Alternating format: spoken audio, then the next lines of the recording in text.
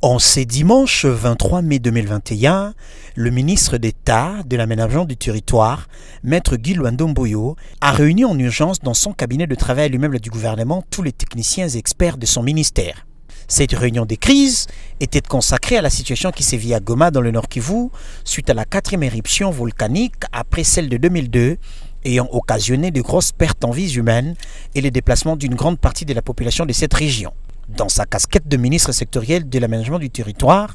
qui a dans ses attributions la gestion de l'espace physique du pays, Maître Guy Luando-Mboyo et ses experts ont, à l'issue de cette réunion de crise, produit une note d'information à son Excellence Monsieur le Premier ministre, chef du gouvernement, pour la suite de la gestion de cette crise dans les secteurs de l'aménagement du territoire en ce qui concerne l'identification et l'aménagement des sites à ériger qui devront recevoir les déplacés et leurs familles respectives.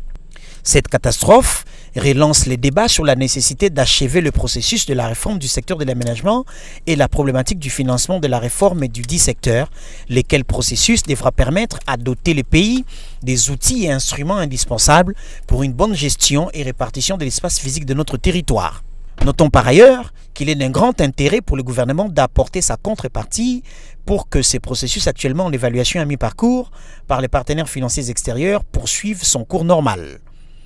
Outre l'adoption et la validation de la politique nationale d'aménagement du territoire PNAT par le gouvernement de la République en septembre 2020 et l'envoi par le gouvernement de l'avant-projet de loi actuellement en examen au Parlement pour adoption,